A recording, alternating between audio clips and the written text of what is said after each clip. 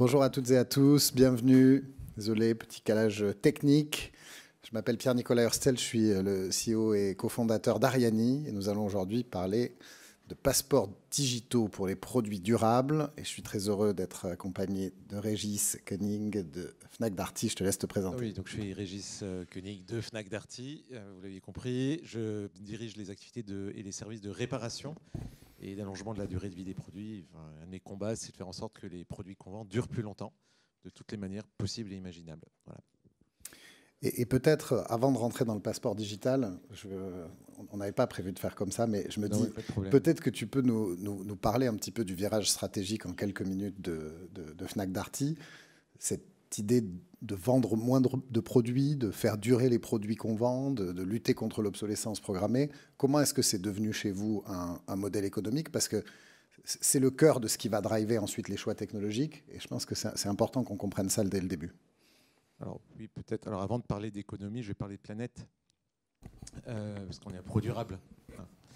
Et je vais parler de la planète parce qu'en fait, quand on fait une analyse un peu... ici, il n'y a que des spécialistes de l'ACV ici. Donc, quand on fait une analyse de l'impact carbone d'une activité comme l'activité d'un distributeur, on se rend compte très rapidement que le plus gros impact, c'est les produits qu'on vend.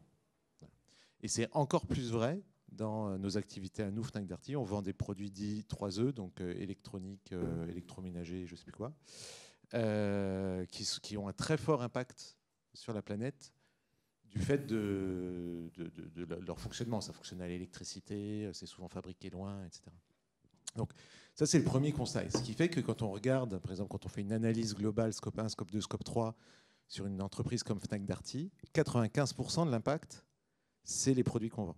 Ce qui veut dire quand même, quand on veut avoir un effet, par exemple, si on livrait tous nos lave-linges à vélo, bon ben, on joue que sur 5%. Donc si on veut avoir un vrai impact, en fait, il faut jouer sur les 95% d'autres, c'est-à-dire sur les produits. Et après, quand on zoome encore sur les produits, on va se rendre compte qu'en moyenne, alors il y a des écarts, mais en moyenne, sur tout le cycle de vie d'un produit, c'est-à-dire du moment où il est fabriqué jusqu'au moment où on le jette, 60% de l'impact, c'est sa fabrication. Voilà, et seulement 40%, c'est son utilisation. Ce qui fait dire à l'ADEME que gagner 1 an de durée de vie, ça fait économiser sur tout le cycle de vie 15% d'émissions de CO2. Voilà.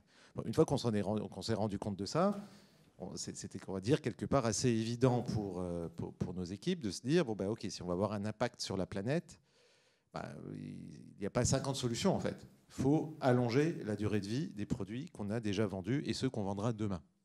En gros, c'est ça, là, le résumé. Si j'allonge d'1 an, je gagne 15%. Si j'allonge de 3 ans, je gagne quasi 45% d'émissions. C'est assez considérable. Ça tombe bien, hein, parce que Fnac Darty, c'est la réunion de Fnac Darty. Il y a quelque chose d'assez incroyable chez Darty, c'est les réparateurs et le service après-vente. Parce qu'en fait, ce qu'on se rend compte assez vite, c'est de se dire, bon, ben voilà, ce que font les gens en général. Je ne sais pas si quelqu'un, on a publié le baromètre du SAV, donc on a communiqué là-dessus la semaine dernière, mais par exemple, 70% des appareils de gros électroménagers, quand ils sont achetés, c'est suite à une panne. Donc en fait, 70% des achats de produits neufs font suite à une panne sur le gros électroménager.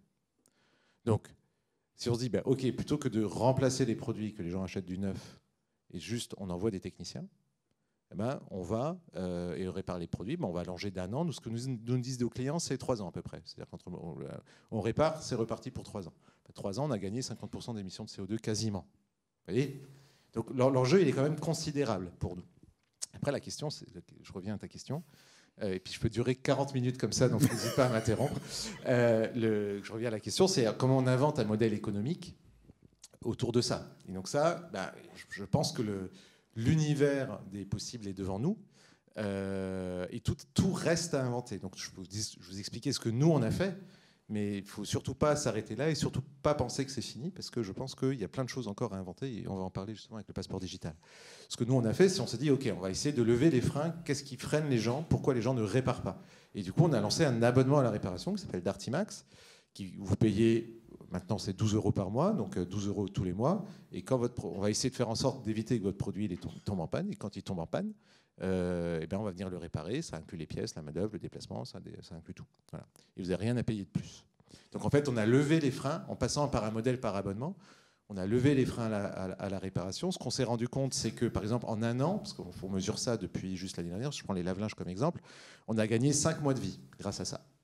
Sur nos abonnés d'Artimax, ils ont gagné 5 mois de vie. Tous leurs appareils, en moyenne, ont 5 mois de plus cette année que l'année dernière. Voilà, donc on ne le calcule que depuis un an, mais on a lancé d'Artimax il y a 3 ans ou 4 ans. Donc vous voyez qu'on arrive petit à petit à aller chercher ces années de plus qu'on s'était fixé comme ambition. Tout ça en levant les freins à la réparation, en changeant le modèle économique. Au lieu de payer à la réparation, on fonctionne par abonnement, ça lève tous les freins. Je ne vous fais pas le détail, ce n'est pas l'objet. Et donc on réfléchit aussi comment faire en sorte que les produits tombent moins en panne. Donc ça, on discute avec nos fournisseurs. Enfin, on a monté tout un modèle autour de ça. Et on sait qu'on est sur un modèle de transition. L'essentiel de notre chiffre d'affaires, c'est encore de vendre des produits neufs. Mais petit à petit, et vous voyez, c'est au cœur de notre plan stratégique, on essaie de trouver des modèles économiques qui nous permettent de financer, finalement, un modèle économique qui permet de créer de l'emploi. Ça crée des techniciens. On embauche en ce moment, là, on a 300 techniciens en alternance, par exemple. Donc ça crée de l'emploi local aussi. Tout ça pour créer de l'activité, un modèle économique autour de l'allongement de la durée de vie des produits. Merci. Et donc, dans ce nouveau monde dans lequel on allonge la durée de vie des produits, dans lequel on cherche à les garder plus longtemps, à les entretenir mieux, il va y avoir besoin de nouveaux outils. Et donc, on va parler aujourd'hui d'un outil technologique qui est le passeport digital. Vous avez sûrement entendu parler de ce nouvel acronyme DPP, dont on parle beaucoup, avec une directive en cours de conception au niveau européen. Chez Ariani, ça fait plusieurs années qu'on travaille sur l'idée d'attacher de la donnée à des objets qui durent. On est passé par tous les noms, des certificats, des passeports, des doubles digitaux.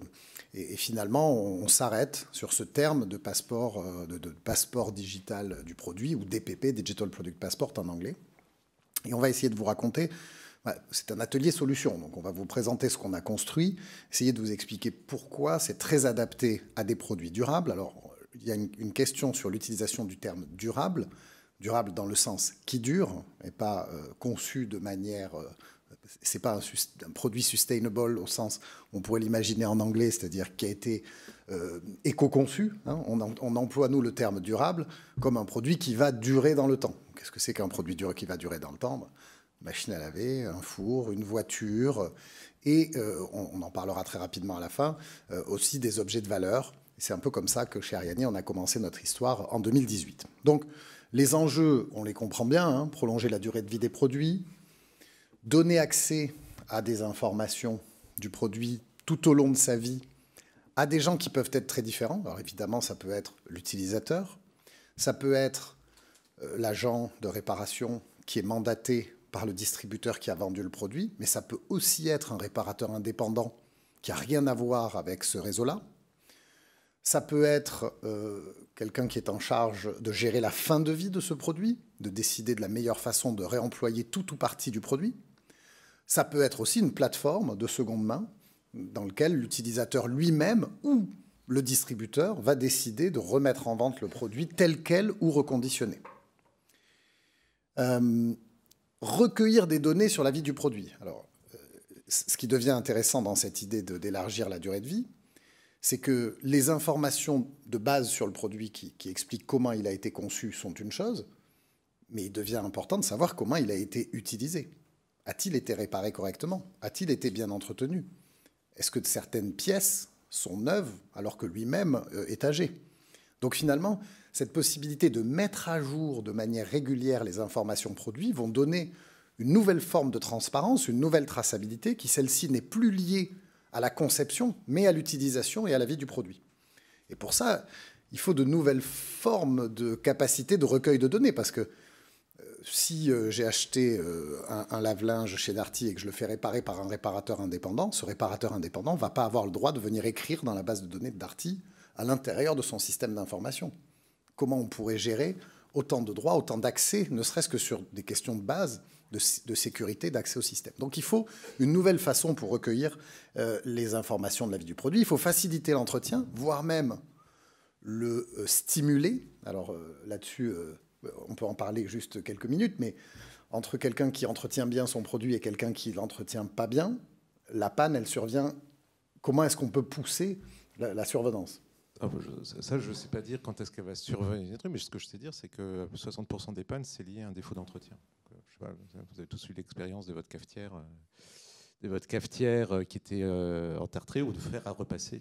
Des fers à repasser, bah voilà, en fait, hein, si vous enlevez le tartre de votre fer à repasser régulièrement, bah, il ne tombera pas en panne. Et nous, dans nos ateliers, bah, tous les produits, quel que soit leur âge, hein, quand ils sont en panne, c'est souvent qu'il y a eu des problèmes d'entretien. Mais je vais revenir, si tu permets, ce n'était pas prévu non plus. Ah non, ça, je te fais sur l'enjeu d'avoir de la vision sur la vie du produit. Un des freins, alors une des choses, vous avez vu, qui se développe quand même beaucoup, ça a commencé par les téléphones, on essaie sur d'autres catégories de produits, c'est la seconde main ou le reconditionné, ou on appelle ça comme on veut en fonction des différentes étapes. Il y a un problème capital dans cette chaîne de valeur-là, c'est le défaut d'information. C'est-à-dire quand vous achetez un téléphone, par exemple, reconditionné, vous ne savez pas ce qu'il a vécu avant, ce téléphone-là. Vous ne savez pas d'où il vient, vous ne savez pas où il a été reconditionné, vous ne savez pas si la batterie est d'origine, si elle a été changée, etc. Encore plus quand vous achetez un lave-linge, vous ne savez pas reconditionner, vous ne savez pas d'où il vient, qui a été reconditionné, qu'est-ce qu'il y a eu comme panne dessus, etc. Ce serait quand même assez génial si, quand on va acheter un lave-linge, quel qu'il soit, reconditionné, on puisse savoir qu'est-ce qui s'est passé dessus avant. D'accord ? Avoir une transparence de l'information. Et ça apporte un vrai plus sur la fluidité du marché parce que c'est un des freins. Quand on regarde, je vous ai parlé des freins à la réparation, là, des freins au reconditionné, c'est ça. C'est que, ok, je l'achète, il est reconditionné, il a été fabriqué il y a 10 ans. Bon, il va durer combien de temps encore ? D'accord ? Si j'ai la certitude qu'il a été bien entretenu, que c'est des bonnes qualités, qu'il a été maintenu, qu'il n'y a pas eu de panne dessus depuis je ne sais pas combien de temps, ou que certaines de ces pièces ont été changées. Par exemple, si j'imagine si on fait un sondage, si je vous dis vous avez le choix entre un téléphone reconditionné sur lequel on a changé la batterie, elle est neuve, et sur lequel on n'a pas changé la batterie, c'est la batterie d'origine, je pense que tout le monde choisit au même prix celui qui a une batterie neuve. Et pourtant, quand vous achetez un téléphone reconditionné, on ne vous dit jamais si la batterie a été changée.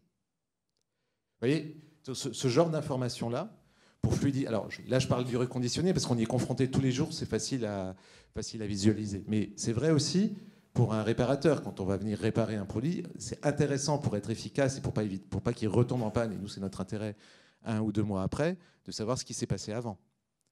Etc., etc. Quand vous allez reconditionner un produit, quand vous allez récupérer un produit, que celui-là, il n'est pas reconditionnable, un produit, il n'est pas reconditionnable, peut-être que ça va être intéressant de savoir que sur ce lave-linge-là, on a déjà changé le moteur, que le moteur, il a 2 ans, et que même si le lave-linge a 15 ans, le moteur a 2 ans. Dans ce cas-là, je peux récupérer le moteur et réutiliser, garder la valeur. Et ça, aujourd'hui, rien, nulle part, ne permet d'avoir cette traçabilité-là. Pourquoi ? 1, parce qu'il n'y a pas de base de données centrale, et 2, parce qu'il y a beaucoup, beaucoup trop d'acteurs. Pour faire travailler là-dedans, il faut appliquer les fabricants, les gens qui collectent, les reconditionneurs, les réparateurs, les distributeurs, vous voyez. Et alors là-dedans, il y a je ne sais pas combien de centaines de milliers d'entreprises qui travaillent là-dedans. Faire travailler tout ce monde-là ensemble, c'est très, très, très difficile. Voilà. Et c'est pour ça, en fait, qu'on n'a pas ça. Parce qu'évidemment, quand je vous en parle comme ça, on se dit, bah oui, c'est évident. Sauf que c'est vraiment très difficile à faire. Donc, c'est de ça qu'on va parler. Comment, finalement, une technologie... Non, mais comment une technologie... Quelles sont les caractéristiques nécessaires pour qu'une technologie permette de rendre ça possible ? Parce qu'il y a la difficulté, évidemment, de la fragmentation, du nombre d'acteurs. Mais il y a aussi des problèmes dans la façon dont la technologie est conçue aujourd'hui. Quand on a des serveurs chez soi, ils sont chez nous. Quand on a des serveurs sur du cloud avec des accès qui sont protégés, c'est comme s'ils étaient chez nous, mais ils sont déportés. Tout ça n'est pas construit pour interagir avec une multitude de gens qui peuvent parfois même être concurrents.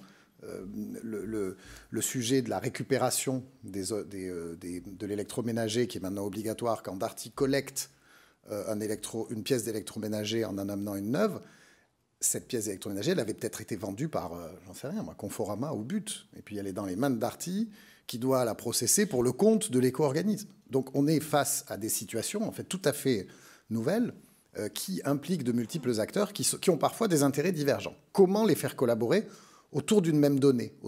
C'est donc ces propriétés-là, c'est les propriétés même du système d'information que nous allons devoir changer pour le rendre possible. Évidemment, conformité, se préparer à la réglementation des PP, se conformer à la réglementation AGEC, qui impose déjà aujourd'hui de l'information sur la durabilité. Donc, comment on répond à ces défis ? Il faut d'abord identifier les produits à un moment de leur cycle de vie. Alors, quand il est neuf, quand il est vendu, quand il est réparé, quand il est revendu, il y a plein de moments. Évidemment, on ne va pas pouvoir traiter l'ensemble de gros électroménagers ou du petit électroménager qui est disponible chez nous. On ne va pas avoir des gens qui vont venir identifier ces produits dans notre maison. Non, il va falloir avoir un travail progressif. Si on pouvait démarrer avec tout ce qui est neuf, très bien. Mais il y a plein de façons de pouvoir intervenir sur le stock existant. Donc, à un moment du cycle de vie, il faut identifier les produits. Deuxièmement, il faut entretenir un historique de l'entièreté du cycle de vie de ce produit. Il a été réparé, une pièce a été changée, il a été revendu, il a changé de main. Il faut pouvoir mettre à jour cette donnée identifiée. Et donc pour ça, il faut pouvoir permettre à des gens, on y revient, fragmentés et qui ont des intérêts divergents, de pouvoir avoir accès à cette fonctionnalité de mise à jour. Et enfin, donc, pour pouvoir faire ça, il faut une infrastructure qui permette de le faire. Une infrastructure ouverte, interopérable, qui permette à toutes les parties prenantes d'une filière de pouvoir participer. Eh bien, c'est ce que nous avons essayé de concevoir, c'est ce que nous avons construit chez Ariani.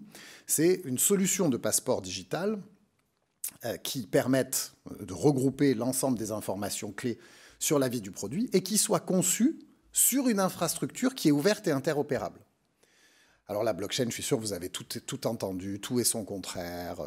La blockchain, c'est formidable pour la traçabilité, amont, c'est formidable. Parce que ça, s'il y a de la blockchain, on sait d'où le produit vient. Alors nous, on ne l'utilise pas du tout pour ça. Vous avez bien entendu là que je ne vous ai pas du tout parlé, moi, des informations amont du produit. Je ne sais pas, moi, ce frigo, où est-ce qu'il a été conçu. On va capter les informations de la part du distributeur ou du producteur. Nous, on va utiliser la blockchain comme une base de données des produits existants qui permettent à tout un chacun d'accéder à de l'information tout au long du cycle de vie et qui permettent ensuite d'interagir. Je vais y revenir. Donc, qu'est-ce qu'on peut faire avec un passeport digital unique associé à des produits? On peut, c'est la base, lire, c'est-à-dire accéder aux informations du produit et assurer sa conformité aux exigences réglementaires. Comment on va pouvoir lire? On va mettre quelque chose sur le produit quelque part. On va mettre un QR code, ça c'est ce qui marche bien. Tout le monde peut interagir avec un QR code. Il y a des nouveaux standards de QR code enrichis GS1 qui permettent de faire énormément de choses avec un QR code. On va pouvoir aussi utiliser, pourquoi pas, une puce NFC dans des cadres de produits qui auraient besoin d'un niveau de sécurité supplémentaire. Mais on pourrait très bien aussi renseigner le numéro de série du produit dans une base de données ou sur n'importe quel site pour accéder à cette information si on n'avait pas envie d'avoir de la continuité numérique directement sur le terrain. Donc, première fonctionnalité de base du passeport, la lecture. La deuxième fonctionnalité, c'est là où ça se complique. Il va falloir pouvoir écrire sur ce passeport. Il va falloir pouvoir construire un historique détaillé du produit et des actions de chacune des parties prenantes. Là encore, si j'ai acheté chez Darty et que j'appelle Darty Max, j'ai un réparateur Darty qui arrive, il aurait très bien pu rajouter ça dans sa base de données à lui. C'est très facile d'ajouter une donnée historisée dans une base de données centralisée. Mais qu'est-ce qui se passe si je vais chez le réparateur qui est à côté de chez moi, qui est un réparateur indépendant? Ou qu'est-ce qui se passe si j'ai souscrit à Darty Max et que ça couvre des produits que j'ai achetés chez Boulanger? Et que donc Darty Max vient réparer un produit que j'ai acheté chez Boulanger. Donc là, on a un vrai enjeu. Et c'est le cœur de ce qui va faire la différence entre ce qu'on a construit chez Ariani et des passeports digitaux centralisés. Et c'est ce qui est permis par une infrastructure ouverte et interopérable qu'on appelle une blockchain, qui est en fait ni plus ni moins qu'une base de données partagée entre des gens qui ont des intérêts divergents. Je vois que tu veux réagir ou... Je me préparais pour la fin. Non, mais pour l'ownership. Ouais, mais justement, je vais te faire la transition. Mais évidemment, on l'a déjà, nous. C'est-à-dire que moi, si vous avez acheté votre lave-linge chez nous, je sais d'où il vient, je sais quand est-ce que vous l'avez acheté, quand est-ce qu'il est tombé en panne, qu'est-ce qu'on a fait pour le réparer. Si on retourne, je le sais aussi, le technicien le sait, mais vous ne le savez pas. En tout cas, vous ne savez pas que je le sais. Et si vous revendez votre lave-linge à quelqu'un d'autre, sur le bon coin, eh ben, l'information est quasiment perdue, parce que nous, c'est lié au client. Donc c'est ça un peu l'enjeu. C'est-à-dire que on a de la visibilité avec nos bases de données centralisées sur ce que nous, on fait. Mais on n'a pas de visibilité dès que ça sort de ce que nous, on fait. Voilà. Et on ne donne pas de visibilité aux consommateurs, Et pourquoi? Et du coup, enfin, c'est la conséquence ou la cause, je ne sais pas trop, mais le consommateur n'est pas propriétaire des données, n'est pas propriétaire des données de son produit. Pourtant, il est propriétaire de son produit, mais pas de toutes ces données qui sont liées à son produit, parce qu'elles sont sur nos bases de données à nous. Et donc c'est ça, c'est un des enjeux. Voilà, tu vois. Voilà. Et ce qui nous amène à la troisième couche que permet un passeport digital ouvert et interopérable comme celui que nous proposons, c'est la possibilité pour l'utilisateur de prendre le contrôle de la donnée, c'est-à-dire d'avoir la propriété numérique de la data. Alors ça, c'est vraiment très nouveau. Alors si vous avez suivi tout ce qu'on a raconté autour des blockchains, vous savez qu'on peut posséder de la donnée numérique. On peut posséder une unité de monnaie numérique, on peut posséder, vous avez peut-être entendu parler des NFT à l'époque où on ne parlait que de ça, on peut posséder à un moment un petit bout de data. Ben, si on utilise ce principe-là et ces normes-là dans ce cas d'usage, on va permettre à l'utilisateur de posséder la donnée numérique de son objet.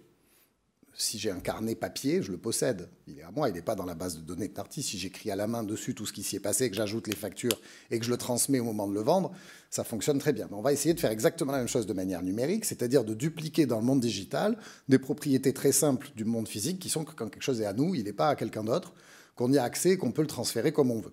Et donc c'est ça que permet cette infrastructure ouverte et interopérable. Donc, finalement, tout ça, ça va avoir de l'impact un petit peu pour tout le monde. Évidemment, pour l'utilisateur, et Régis le rappelait, hein, j'ai des informations sur le produit, je peux avoir des produits plus durables parce que je m'en occupe mieux, je peux faciliter la revente. Évidemment, on va avoir des avantages pour les marques et les distributeurs qui vont pouvoir là-dessus élaborer des services post-achat, promouvoir la durabilité, non seulement améliorer leur empreinte et leur impact, mais aussi leur performance. Gérer des permissions et des accès et des permissions en écriture, c'est très important parce que c'est beaucoup plus facile avec un système qui est nativement ouvert de permettre à des gens de venir intervenir dessus que de laisser des milliers de gens venir écrire dans notre système d'information ou dans notre base de données. Et puis, avoir une relation avec le propriétaire du produit et pas non seulement celui qui l'a acheté. Et pour la filière, c'est intéressant parce que en adoptant ce type de technologie, on va pouvoir mettre en place un standard de données pour tous les acteurs de la chaîne, permettre l'enregistrement à grande échelle des événements clés, ce qui va permettre à l'éco-organisme, on va y revenir, de pouvoir démontrer que des réparations sont faites, de pouvoir démontrer que des durées de vie sont allongées, ce qui fait partie de sa mission. Et là aussi, la gestion et la gouvernance, finalement, de ces accès en écriture va pouvoir se gérer au niveau de la filière, avec une gouvernance de la data autour de ce qu'on pourrait appeler ce commun de données qui va se construire, un passeport digital après l'autre, à l'intérieur de la filière. Donc, ce passeport digital ouvert, interopérable, il est évidemment très adapté pour les filières qui ont des enjeux de responsabilité et de déchets importants. Et donc là, on a voulu montrer l'exemple de ce que ça pourrait donner dans le monde de Darty, un écosystème autour d'un passeport digital. Évidemment, il y a le produit, il y a l'utilisateur, il y a la marque qui a produit l'objet, il y a le distributeur. Évidemment, on a l'éco-organisme, les acteurs du reconditionnement, le régulateur, les services de réparation, qui vont pouvoir interagir autour d'une même donnée de ce produit, qui est dans une base de données qui est nativement faite pour que tout le monde puisse lire, écrire en fonction de ses droits, et que l'utilisateur contrôle sa donnée et puisse en faire ce qu'il veut. Donc ça, c'est un petit peu l'idée de ce que ça pourrait donner dans une filière, hein, avec des DPP déployés et hébergés sur des blockchains publiques, l'utilisation de standards et de technologies open source qui laissent l'ensemble des acteurs avec une très forte possibilité de réversibilité sans être enfermés dans une technologie propriétaire. Donc nous, chez Ariani, on travaille uniquement en open source, c'est-à-dire soit avec des standards existants, soit en créant des standards qu'on met dans le domaine public. La base de notre projet, c'est une association loi 1901 dans laquelle les marques avec qui nous travaillons et les distributeurs travaillent collectivement pour améliorer ces standards. Et ensuite, à côté de ça, on propose des services et des API pour y accéder, mais des API qui n'ont pas une grande valeur en termes de propriété intellectuelle. C'est des tuyaux pour venir utiliser les fonctionnalités clés qui, elles, sont open source. Donc, peut-être, juste, je ne sais pas si on a le temps, mais juste, par exemple, ici, probablement, on est à ProDurable, tout le monde est au courant de la responsabilité élargie des producteurs. Hein. Donc, nous, par exemple, on a 2 éco-organismes qui sont écologiques et écosystèmes. Et en fait, il y a un truc qui est un peu bizarre dans ce fonctionnement-là, c'est qu'en fait, ils collectent de l'argent au moment de la mise sur le marché, qui est utilisé pour recycler. Mais en fait, ce qu'on cherche à faire, c'est allonger la durée de vie des produits, c'est pas recycler. Et donc, ils ont je parle pour les éco-organismes, ils ont un problème. C'est-à-dire que toutes les actions qu'ils peuvent faire, par exemple à travers le label Quali-Répare, le fonds de réparation, par exemple, ce genre de choses, où ils injectent de l'argent pour finalement allonger la durée de vie des produits, ça se traduit à la fin pour eux comme moins de déchets. Ce qui est bien pour la planète, mais qui est presque à l'opposé de leur objectif qui est de collecter plus de déchets. Et donc en fait, par exemple, le fait de mettre un passeport et de tracer les événements sur toute la vie du produit, ben, un des enjeux, ça va être de pouvoir donner de la visibilité sur toute la filière, sur le fait que, ok, on ne collecte pas de déchets, mais ce n'est pas juste parce que les déchets ils sont enfouis sous terre. On ne les collecte pas simplement parce qu'il y en a moins et qu'on allonge la durée de vie des produits. Ça, si on n'a pas un mécanisme de ce type-là, qui est complètement ouvert, interable, sur lequel on peut donner des trucs où il y a un accès réglementé à la donnée, etc., on n'arrive pas à faire ça parce que chaque acteur est dans son silo. Le réparateur indépendant du coin, il ne va jamais déclarer qu'il a allongé de 3 ans la durée de vie d'un lave-linge. Vous voyez, les enjeux, y compris sur le financement de l'intégralité de la filière, il y a un enjeu très important sur la visibilité qu'on donne à l'allongement de la durée de vie des produits. Et c'est un enjeu pour les fabricants aussi, par exemple. Les fabricants, quel intérêt a un fabricant de mettre sur le marché un produit qui va durer très longtemps s'il n'est pas capable de prouver le fait que son produit dure effectivement très longtemps? Il n'y en a aucun. Donc en fait, on va dans des trucs d'obsolescence programmée, etc., etc. Donc le fait de donner de la transparence, ça va pousser en fait tous les acteurs à, si on y arrive, à voir un intérêt à allonger la durée de vie des produits plutôt que de les remplacer pour en créer des nouveaux. Donc c'est vraiment ça l'enjeu. Je vous ai dit que moi c'est un de mes combats, allonger la durée de vie des produits, c'est vraiment un combat de filière et pas juste d'une seule entreprise. Et si je suis là, c'est parce qu'on aimerait bien faire ça, mais du coup on cherche des amis pour le faire avec nous, parce que si on le fait que nous, ça sert à rien. Si on le fait avec nous, écosystème, ça sert un peu plus, mais pas à grand chose. Donc voilà, on cherche des amis et des copains pour monter ce gros projet avec nous. Et quand on a fait un truc, voilà. Déjà. Et pour démarrer, pour tester et puis pour commencer à montrer des choses aux consommateurs, il y a une initiative qui a démarré il y a quelques jours chez Darty et qui est tout en résonance avec cette année olympique exceptionnelle qu'on a vécue. Donc je te laisse le raconter en quelques mots et après on essaiera je finirai, j'ai juste un dernier slide sur la présentation d'Ariane, et ensuite on essaiera d'avoir un peu de temps de questions. Ok, donc oui, ça c'est un projet, c'est hyper rigolo. Donc c'est 4000 produits, donc c'est pareil, on ne va pas révolutionner l'industrie avec 4000 produits, mais 4000 produits, c'est pas zéro non plus. Donc vous savez, il y a eu les JO, Fnac Darty était partenaire des JO, on était fournisseur officiel des JO en lave-linge et en sèche-linge et quelques autres produits. Et le principe, c'était de dire, ok, ces produits-là, ils vont servir pendant 2 mois, et puis ensuite, on ne va pas les mettre à la poubelle. Donc on les a récupérés. On avait des techniciens sur place qui assuraient la maintenance, etc. J'ai plein de super photos, si vous voulez, je vous les montrerai. Avec Teddy Reiner et des techniciens. Enfin, bon, bref, vous avez tous vu ça. Et donc, à la fin, ce qu'on a fait, c'est qu'on a mis un passeport digital sur chacun de ces produits-là. On les a reconditionnés. Et ces produits-là, aujourd'hui, sont en vente sur darty.com et dans nos magasins. Donc, c'est des produits JO. Et le passeport, il permet de dire, oui, c'est des produits qui étaient installés au village olympique. Et du coup, qu'est-ce que c'est le client quand il sait? Il sait, déjà, il a la fierté, JO, c'est super. Mais surtout, c'est des produits qui ont été utilisés que pendant 2 mois, donc ils sont quasi neufs. Ils ont été reconditionnés, garantis par Darty. Et du coup, quand vous allez scanner, on ne voit pas là le QR code, mais qui est dessus, vous allez avoir accès à toute cette historique-là. C'est la preuve, quelque part, que votre produit vient des JO. Donc la traçabilité, je vous disais, sur la seconde main, qu'on voit là dans un exemple très concret. Et vous avez accès en plus à tous les services qu'on peut proposer dessus, de réparation, de conseil, de notice, etc., en juste scannant le QR code. Et donc ça illustre très bien sur un micro exemple, mais quand même très, très sympa. Pour le coup, je vous assure, c'était très sympa de faire ce projet. Le potentiel de ce mécanisme-là, de la blockchain. Voilà. Donc on voulait profiter d'être là pour en parler, parce que ça montre qu'on a les graines pour pouvoir faire ça. Et on fait ça avec Ariane. Voilà. Et donc vous pouvez venir sur notre stand, il y a le QR code, vous pourrez venir le tester. C'est aussi une façon, je trouve, intéressante de traiter l'historique du produit avec un événement positif. Souvent, une réparation, c'est quand même un problème.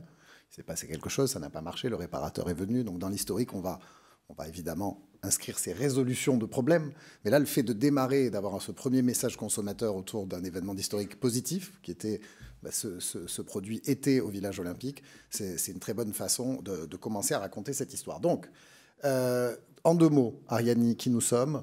Donc, on a démarré en 2018. On a d'abord une technologie open source avec une association qui gère le code. Et à côté, on a une société qui vend des API et toutes les solutions pour utiliser l'open source facilement en milieu industriel et B2B. On a plein de partenaires qui travaillent avec nous pour permettre de brancher ces technologies, d'intégrer au système d'information. Et on a fait nos armes dans un monde qui est un peu loin du monde dans lequel on est aujourd'hui, mais pour lequel la durabilité a un sens, qui est le monde du luxe. On a commencé en travaillant avec l'horlogerie. Et aujourd'hui, il y a plus de 2 millions de montres d'horlogerie qui sont accompagnées d'un passeport digital Ariani. Breitling, Jaeger-LeCoultre, Panerai, IWC, toutes les montres de ces marques-là sont accompagnées d'un passeport Ariani. Elles sont vendues partout dans le monde.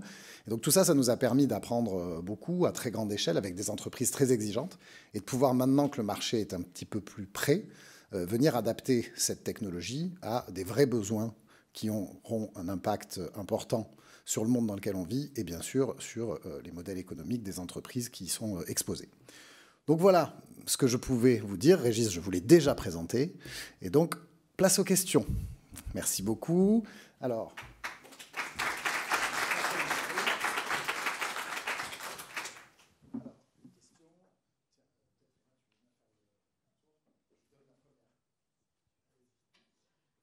Bonjour. Merci, super intéressant. Moi, j'ai une question, mais je suis assez nouvelle sur le sujet. Je ne connais pas très bien comment ça se passe. Mais est-ce que l'impact de mettre tout ça sur la blockchain, en termes d'écologie, c'est mieux, moins bien, etc. quoi. Merci, oui. En effet, c'est une très bonne question et peut-être qu'on devrait adresser le sujet de façon plus spontanée. Alors, on a tout entendu sur la blockchain et surtout des choses négatives. Hein, c'est très facile en fait de mettre comme ça en avant des informations très négatives sur des sujets comme ça et de simplifier. Alors il y a plein de blockchains différentes d'abord.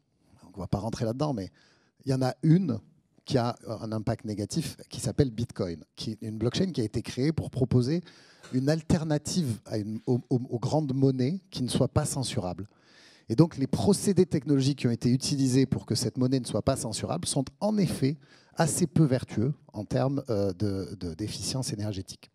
Et puis ensuite, il y a d'autres blockchains qui se sont créées avec l'idée de permettre des applications industrielles, en particulier Ethereum, Tezos, et qui ont choisi des protocoles qui, au lieu de permettre d'inscrire dans la base de données en ayant le plus gros processeur, ont permis d'inscrire dans la base de données en ayant fait preuve d'engagement. Et donc cette preuve d'engagement à côté de la preuve de travail a permis d'avoir des blockchains qui aujourd'hui sont très efficientes en termes environnementaux. Et c'est toujours pareil, il faut comparer. C'est-à-dire, si on doit mettre en place une base de données ouverte dans du cloud, chez Amazon, chez Google, avec des tonnes d'interactions, etc., comparons ça avec des systèmes qui sont nativement faits pour être ouverts et qui facilitent l'accès. Donc, si je vous disais qu'on avait tout construit sur Bitcoin, ça serait terrible en termes d'efficience énergétique. Et on n'a pas tout construit sur Bitcoin, on travaille sur Ethereum, sur Tezos, donc sur des blockchains qui sont nativement construites pour être efficientes en termes énergétiques. Moi, je viens de l'industrie automobile. Il y a le sujet des campagnes de rappel, etc. Est-ce que ça, c'est des sujets aussi que vous pouvez adresser via... Oui, alors absolument. Alors évidemment, nous, dans notre vision chez Ariani, l'automobile, c'est un endroit... rêver pour tout ça. Tous les problèmes, enfin, on peut régler des tonnes de problèmes dans le monde de l'automobile, en particulier ceux du rappel, qui, grâce à la possession de la donnée, si je peux passer mon passeport digital au nouveau propriétaire, eh bien, le message qui peut lui indiquer qu'un rappel est à l'ordre du jour peut être transféré aussi. Donc oui, on pourrait traiter les rappels et on cherche des moyens de convaincre l'industrie automobile. Si vous avez des idées, on est preneur. On a des rappels aussi, nous, sur parfois des sèche-linges, des lave-linges, etc. Et alors, c'est pas la même chose, mais ça va d'un numéro de série à un autre, souvent, parce que c'est un batch qui a un problème et pas l'intégralité. Ouais, des lots en sortie d'usine. Et du coup, il y a une des difficultés, c'est que nous, on perd la traçabilité. Contrairement à l'automobile, mais on perd la traçabilité dans la chaîne logistique. Et donc, en fait, c'est très dur de retrouver quel client a quel appareil, en fait, en termes dans le parce que c'est mélangé, en fait, au bout d'un moment. Et on récupère les numéros de série, mais quand les produits sont en panne. Donc, en fait, c'est trop tard pour faire un rappel. Donc, ça fait partie. Alors, c'est pas les premiers use cases qu'on va faire, parce qu'on en a pas tant que ça. Et il n'y a pas, en général, il n'y a pas de risque Nordam, quoi, quand même. Mais ça fait partie des use cases qu'on regarde. Bonjour, je suis Daniela, donc j'étudie l'économie régénérative actuellement et je vous remercie pour votre présentation très intéressante.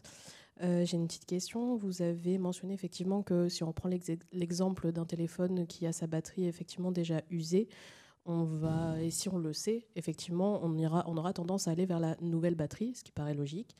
Mais du coup, ça me posait la question des limites de cette pratique, puisque effectivement, il y en aura quand même certains téléphones, pour reprendre cet exemple, qui auront une batterie qui est déjà peut-être utilisée, mais qui est encore utilisable. Et dans ce cas-là, s'il n'est plus attractif aux yeux du consommateur, est-ce qu'on ne va pas arriver dans une espèce de limite? Et dans ce cas-là, est-ce que le passeport pourrait aussi aider pour, par exemple, dire à tel moment, le produit a assez passé de main en main? Est-ce que vous avez déjà vu la vision de dire sur ce passeport, aujourd'hui, il faut peut-être penser à, par exemple, démanteler ce produit et se tourner vers du recyclage, quelque chose comme ça?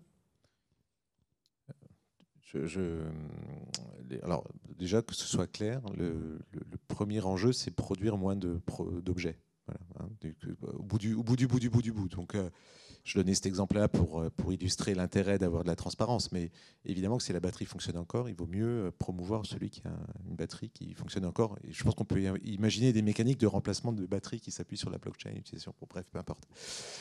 Par contre, ce qui est vrai quand on fait des analyses d'ACV, et d'ailleurs, je remercie Anne-Claire parce qu'elle en fait, qui est là, qui en fait beaucoup.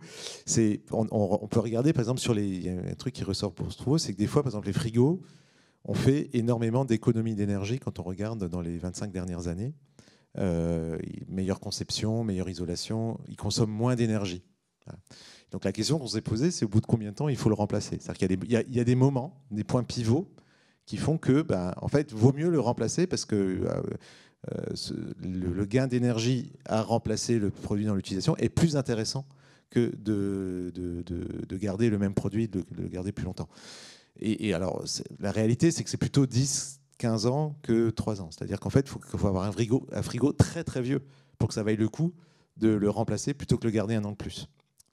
Mais effectivement, c'est des questions qu'on se pose. Et je pense qu'aujourd'hui, alors je parle là pour nous, par exemple, un produit comme Dartimax, où on dit on répare de manière illimitée, on manque par exemple de finesse pour pouvoir conseiller des gens qui ont des frigos qui ont 20 ans, pour leur dire là, vaudrait mieux que vous ne répariez pas. Ça, on ne sait pas encore le faire et ça nécessite des analyses assez fines d'ACV. Je ne sais pas si la blockchain, elle peut aider là-dessus, mais en tout cas, elle permettra de donner un âge sur le produit. Alors, la blockchain en tant que telle, ça va être la base de données qu'on va pouvoir interroger. Ce qu'elle permet, c'est que cette base de données soit suffisamment soit construite pour permettre à des gens qui ont des intérêts divergents d'y participer. Et donc, si cela fonctionne, on peut se retrouver avec des datas qui viennent de chez vous, de chez d'autres retailers, de chez d'autres fabricants. Et donc, une base qu'on pourra interroger avec différents niveaux de permission et sur laquelle on pourra mettre de l'intelligence pour comprendre. Parce que des informations comme celle-là, ça serait bien qu'elles soient dans le bien commun, qu'elles soient à disposition de tout le monde, qu'il n'y ait pas une notion d'avantage concurrentiel à ce qu'on puisse savoir nous-mêmes. Ça devrait être à nous, utilisateurs, d'avoir cette information de façon ouverte. Donc plus il y aura de data dans ce système ouvert et interopérable, plus de masse critique sera atteinte rapidement, plus on pourra mettre de l'intelligence dedans pour aller chercher ce type d'informations. Je crois qu'on peut prendre une dernière question. Oui, allez-y. Ça marche, oui. Merci beaucoup, c'était super clair. Moi, le premier exemple auquel j'avais pensé, c'était l'automobile aussi. Mais sinon, ma question, j'ai vu mentionner la réparation qu'on peut faire soi-même en tant qu'utilisateur. C'est bien intégré, c'est ça? Et dans ce cas-là, comment les fraudes sont potentiellement traitées? C'est une bonne question à laquelle on n'a pas encore la réponse. Voilà. Mais c'est où on pense pas aussi à l'entretien. Comment est-ce qu'on fait, par exemple, pour s'assurer que, enfin, comment est-ce qu'on fait pour garantir qu'un client il a bien entretenu son produit? Est-ce qu'il n'y aurait pas moyen il prend en photo quelque chose, etc. Et on le certifie. Bon, et franchement, c'est une excellente question. Si vous y réfléchissez, vous trouvez la solution, vous nous dites. Pour l'instant, on réfléchit. Voilà. Oui, j'avais Catherine Petit pour les clés du digital. J'avais une question par rapport à vos produits collector JO. Donc, il y a un QR code qui va donner au consommateur la possibilité de voir l'historique, hein, c'est ça, du produit. Mais est-ce qu'il crée aussi à ce moment-là son passeport numérique? Est-ce qu'il y a une continuité, en fait? Et si oui, comment il est incité à créer lui-même ce passeport? Alors en fait, quand il scanne le QR code, il accède au passeport. Le passeport a été créé, il a été pairé avec l'objet.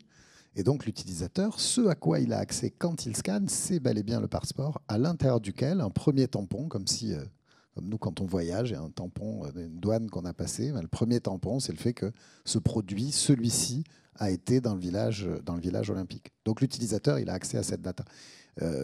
Si on lui demandait vraiment de le créer lui-même, etc., on pourrait se heurter à des niveaux d'attrition quand même importants. Donc, on l'a fait avant. Mais Darty, vous l'informez sur le point de vente, justement? Oui, oui.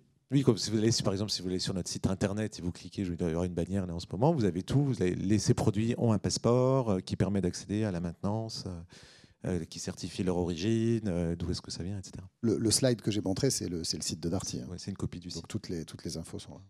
Et je crois qu'on a une dernière question. Alors, je me lance à poser une question, j'ai plus de voix. Mais bon, c'est une question pour Darty Max. Je voulais savoir si, dans la logique d'avoir des produits réparables, je me pose deux questions. Est-ce que la disponibilité des pièces sont exclusives constructeurs, ou vous avez des pièces génériques, des pièces d'occasion qui seraient compatibles avec un produit reconditionné?